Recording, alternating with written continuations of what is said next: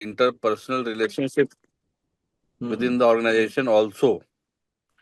So, and I've been inspired by a lot of, lot many inspirations have come from you. The energy that you have in trying to build the startup ecosystem is very contagious and very infectious also. So, a lot many things that I do get, uh, very frankly speaking, inspired by you. And that is why I have taken this mantle to legally empower our startups, because financial empowerment, HR empowerment, go to market strategy, all those things happen, but without that legal shield, sometimes many things do not fall in place. And hmm with legal shield, I think everything falls in its own place, and startups do get a very clean and clear path to take their journey ahead. So that is where legal empowerment becomes very, very important. और legal एक ऐसा क्षेत्र है, और हम लोग formally में event को किक ऑफ करेंगे थोड़ा 2 मिनट और 3 मिनट और कि अगर अगर सही तरीके से आप स्टार्टअप में नहीं वे में जा रहे हैं तो फिर आगे बड़ी मुश्किल हो जाती है, खास करके फंडिंग में। हम लोग बहुत हाँ, सारा। और हाँ। बहुत बहुत सही बोला आपने। फंडिंग में क्या होता है ना भाई, कि दे गो फॉर फंडिंग, उनका ड्यू डिलिजेंस कंप्लीट नहीं है, उनके सेक्रेटरियल कंप्लायंसेस कंप्लीट नहीं है, फंड रेडी है लेकिन फंड आ नहीं सकता क्योंकि आपकी कंपनी कंप्लाइंट नहीं है, तो उस समय एक हम्म। बहुत बड़ा बॉटलनेक हो जाता है अपने आप में। Right right. और वही नहीं, मतलब हम तो आज करीब 12 साल हो गया है एंजल इन्वेस्टमेंट करते हुए। बहुत बार देखे हैं कि जैसे कोई भी कंपनी जैसे शुरू करती है कि भाई 2 लोग मिले, 4 लोग मिले और हुए कि भाई चलो कंपनी बनाते हैं और करते हैं, और फिर एक कंपनी रजिस्टर कर लिया और ये कर लिया। अगर को फाउंडर एग्रीमेंट आपके पास नहीं है तो करेक्ट। इन्वेस्टर पैसा नहीं लगाएगा। चूंकि उसको उसको एक एक आदमी चाहिए कि जो जो जो कंपनी को लेकर के आगे बढ़ेगा। इट कैन नॉट बी कि भाई 4 लोग हम लोग को फाउंडर थे और शुरू में हम लोग सबके पास 25-25 है। वो 25-25 के बंटवारा में क्या हो जाएगा कि भाई कंपनी के पास, जो इन्वेस्टर के पास कोई भी एक आदमी नहीं है जिसके पास 51% है।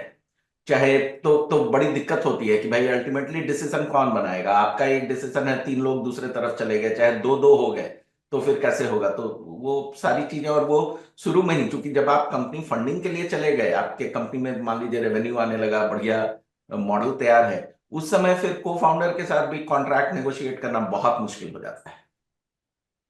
ऐसा भी। अभिनव, और नेक्स्ट टाइम जब बैंगलोर आना होता है तो आपसे मैं मिलने की कोशिश करूंगा। थोड़ा समय आप अपना दीजिएगा मुझे। Definitely sir, definitely. तो मैं एक यूएस में एक साइट है जिसको फाउंडर्स, मैं इसका लिंक पोस्ट कर देता हूँ।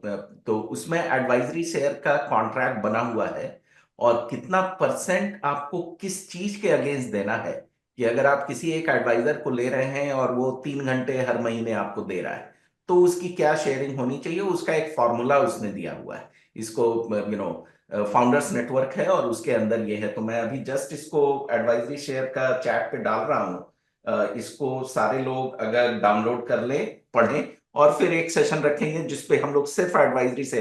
क्योंकि मेरा मानना है कि अगर किसी कंपनी को, किसी स्टार्टअप को आगे जाना है, बिना वो मेंटोर के और बिना एडवाइजर के चल ही नहीं सकता है। इर्रेस्पेक्टिव ऑफ कि आप एक ब्रांडेड आईआईटी आईआईएम से मिलकर के चल रहे हो, आपको एडवाइजर, आप ये सोचिए कि मैं आपको एक क्रिकेट का एग्जांपल देता हूं कि जितने भी हमारे इंडियन टीम के क्रिकेट के खिलाड़ी हैं, सबको क्रिकेट खेलना तो आता होगा। उन्होंने रणजी ट्रॉफी खेला है, कुछ बिहार ट्रॉफी खेली होगी, कर करके वो ऊपर गए हैं, राइट? अंडर 19 खेली होगी, अंडर 17 खेली होगी। Still they have a batting coach, they have a fielding coach, they have a bowling coach, they have a physiotherapist, they have a न्यूट्रिनिस्ट। क्यों? क्या उनको खाना खाना नहीं आता है क्या? बिकॉज जो फाइनर एडजस्टमेंट होता है कि आप गड्ढा में मत गिरिए, आप गलती मत कीजिए, वो एक एडवाइजर और मेंटोर ही आपको समझा सकता है। मेरी कंपनी में, स्टार्टअप स्टेरॉयड में, मैं आपको एग्जांपल देता हूं। मैं पिछले 12 साल से इन्वेस्टमेंट कर रहा हूं। जब ये कंपनी हम लोगों ने खोली, मेरे सबसे बड़े मेंटोर हैं, उनका नाम है शंकर राम। वो टाई के चेयर भी रह चुके हैं। And he came forward with a investment check to me कि I would like to participate in your company, क्योंकि उनको हमारे काम में विश्वास था। और अभी भी हर हफ्ते उनसे मेरे 1 घंटे का कॉल होता है। ही ओन्स 10% ऑफ स्टार्टअप स्टेरॉयड।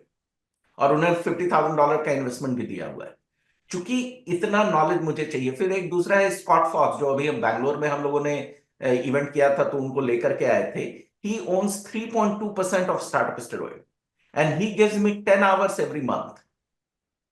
अब मैं जैसे भी उनको यूज करूं, मैं उनको इस तरीके के कॉल पे ला करके उनका 1 घंटा यूज करूं, वो मेरे ऊपर है। लेकिन अभी आज शाम में 3 बजे मेरी 3 से 4 उनके साथ मीटिंग है एक ऑफिस में। तो एडवाइजर्स आर सो इंपॉर्टेंट। मैंने 42 कंपनी में इन्वेस्ट किया है, लेकिन मुझे अपने कंपनी को चलाने के लिए एडवाइजर और मेंटोर की जरूरत पड़ गई। तो जितने लोग भी स्क्रीन पे हैं, जितने फाउंडर्स यहाँ हैं, ये गलती कभी मत कीजिएगा कि बिना मेंटोर के, बिना एडवाइजर के स्टार्टअप खोल के गवर्नमेंट का थोड़ा ₹10 लाख का फंड उठा लिया और सोचे कि भाई अब तो मैं फाउंडर बन गया और मैं इसको बना के दिखाता हूं। वो आपका ड्रीम ड्रीम ही रह जाएगा। जल्दी से जल्दी एक इन्वेस्टर भी खोजने से पहले आप एक एडवाइजर और एक मेंटोर को खोजें। और दोनों का अलग अलग स्ट्रक्चर होता है, किसको कितना देना है, कब देना है। इन्होंने बहुत अच्छी बात बोली कि वेस्टिंग इंटरेस्ट जरूर होना चाहिए, कि कैसे कैसे उसको मिलेगा। स्कॉट फॉक्स को भी 3.2% आज के तारीख में उसके पास नहीं है। हर क्वार्टर में उसको शेयर्स देता हूं। तो ये अगेन फिर कॉम्प्लेक्स हो जाता है और वन ऑन वन का चीज है। लेकिन रवि भारद्वाज और इनकी जो टीम है ये इसमें दक्ष है। आप प्लीज इनके टच में रहिए और फिर डिटेल लेकर के सही कदम उठाइएगा। शुरू में हो जाएगा तो बड़ा दिक्कत में फंसिएगा।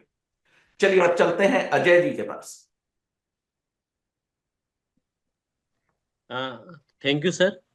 या सबसे पहले सर बहुत थैंक यू कहना चाहेंगे आपको। ये फर्स्ट टाइम ऐसा मतलब कि प्लेटफॉर्म मतलब कि ऑर्गेनाइज किया, ताकि इसमें इसमें ऐसा नहीं कि आप मेरे जो पूछना चाहते हैं पर्टिकुलर वही क्वेश्चन, क्योंकि एक स्टार्टअप के मन में सर बहुत सारे क्वेश्चंस होते हैं और ये संभव भी नहीं है कि अगर इतने सारे क्वेश्चन वो पूछी तो सॉल्यूशन मिल जाए। बट एक हम्म चीज सामने जो कंक्लूजन सामने आ रही है, जो भी क्वेश्चंस हो रही हैं, मुझे जैसा लगता है कि 80 to 90% के पास वही सवाल सेम होंगे। हम्म क्योंकि ऑन एवरेज सर लगभग एक ही क्वेश्चन साथ में घूमती घूमती रहती है। जैसे मेंटरशिप की बात कर रहे हैं, एडवाइजिंग की बात कर रहे हैं, ऐसा नहीं पर्टिकुलर एक पर्सन का है या एक स्टार्टअप का सवाल होगा, ये हमारा भी सवाल होगा, किसी और का भी सवाल होगा। तो ये बहुत बड़ा एक ये जो सुविधा का सॉल्यूशन हो मिल पाए। तब वैसे बोलते हैं हम्म ना कि बिना गुरु के ज्ञान नहीं मिल सकता है। ये पहले से चल रही, आज भी चलेगी, कल भी चलेगी, पर वो ये है। तो मेरा सर एक क्वेश्चन से बिल्कुल रवि सर से है कि जैसे हाँ कि हम, हाँ, अभी एक लीगल की हम बात कर रहे हैं, जैसे कि आपसे मेरी बात भी हुई थी, तो पर्टिकुलर के इस पर्सनलाइज स्किन केयर पे काम कर रहे हैं, जैसे कि हमारा एक डेवलप हो रही पूरा वो। उसमें क्या है कि पर्टिकुलर लोगों का हम इमेज कैप्चर करेंगे, उसके स्किन के टाइप अकॉर्डिंगली हम उसका एक प्रोडक्ट डिस्प्ले करेंगे पूरा। हमारा ये मतलब ये है। हम्म तो सर ये पुनः इसके लिए क्या लीगल है, अगर यदि किसी का इमेज हम लेते हैं उसके सॉल्यूशंस के लिए, तो उसका ऐसा क्या चीज ऐसा करें तो हम लीगल रूप से ना करें, क्योंकि कल जाके हो सकता है कि हमारा इमेज ले रहे हो उसमें कुछ लीगल ऐसा ना, ऐसा क्या चीज करें लीगल रूप से ताकि हम अपना बच के अभी से स्ट्रांग हो जाए, और हम ताकि दूसरा काम कर पाए बराबर। ऐसा क्या चीज है कुछ, क्योंकि कुछ लोग बोलते हैं कि नहीं आपको आई में जाना पड़ेगा, इंडियन मेडिकेशन से उनसे परमिशन लेना पड़ेगा, कुछ लिए बोलते हैं, बहुत तरह की बातें हो रही है। बट हम एग्जैक्ट एक चाहते हैं लीगल ऐसा क्या चीज है, क्योंकि हम एक अच्छे वेलफेयर के लिए काम करना चाहते हैं। तो ऐसा क्या लीगल है जो कि अभी इसमें रेडी कर पाऊँ और अपने स्टार्टअप आगे तक नेक्स्ट स्टेप ले पाऊँ। अजय जी देखिए, मेडिकल काउंसिल ऑफ इंडिया जो आजकल एनएमसी है, नेशनल मेडिकल कमीशन का जी कोड ऑफ एथिक्स है। आप जी डॉक्टर हैं, आप उस कोड ऑफ एथिक्स के बारे में जरूर जानते होंगे। तो कोड ऑफ एथिक्स के हिसाब से जो डेटा यूसेज जो होता है किसी भी पेशेंट का या किसी भी चीज का, तो उसका एक प्रॉपर रूल होता है। उस रूल को मैं विशेष रूप में नहीं जानना चाहूंगा, आप जरूर जानते होंगे। उस रूल को आपको फॉलो करना पड़ेगा। वो आपके प्रश्न का उत्तर नंबर 1 है।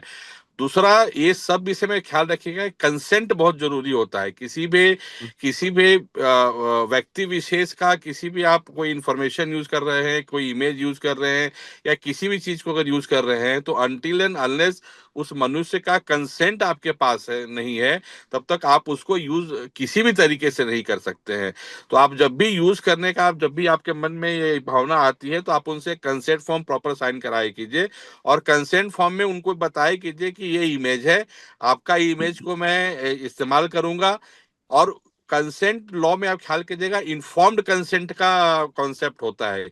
इन्फॉर्म्ड कंसेंट क्या होता है कि आप उस मनुष्य को जो भी उनका उपयोग करेंगे, उनके इमेज का, उनके डेटा का, उनका इंफॉर्मेशन का किस किस तरीके से उपयोग करेंगे और उस उपयोग का कॉन्सिक्वेंस क्या हो सकता है, आप जब ये दोनों चीज बताते हैं तभी उसको इन्फॉर्म्ड कंसेंट कहते हैं। ब्लैंकेट कंसेंट जो लिया जाता है उसको कंसेंट नहीं माना जाता है लॉ में। That is called standard form consent and that is not admissible in law. Consent working on the AI model for the early detection of blood cancer, and मेरा ये query है कि how can do IP for the AI model, because in India hardware पे patent easily मिल जाता है, लेकिन software में आप AI मॉडल पे काम करते हैं, एल्गोरिथम पे काम करते हो, so how can we file a patent for that thing? सी बताइए रवि। अंकित जी, सॉफ्टवेयर पे पेटेंट मिलता ही नहीं है। अब ये विषय में शुरू में बोला, ये बहुत बड़ा मिसनॉमर है हमारे कंट्री में। सॉफ्टवेयर पे पेटेंट तभी मिलता है जब उसमें कुछ यूनिक हार्डवेयर इन्वॉल्व होता है।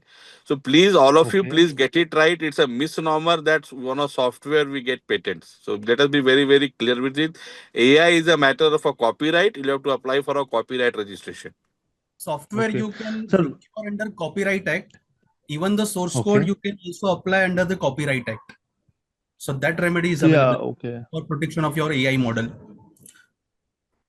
सर क्लिनिकल ट्रायल्स के लिए they ask for the patent, और कहीं भी मैं अगर अप्लाई कर रहा हूँ फॉर द इंक्यूबेशन के लिए, they ask for the patent whether they you are registered in उनको पेटेंट बोलिए ऑफिस। हमसे कंसल्ट करेंगे, हम उनको ओपिनियन देंगे कि सॉफ्टवेयर के लिए वो पेटेंट नहीं मांग सकते हैं। Okay Akash will send you an opinion, don't worry. Yes. Opinion, sir. और आप अपने एप्लीकेशन जो फॉर्म है उसमें भी लिखिए कि as per the direction given by legal counsel, ये कहानी है।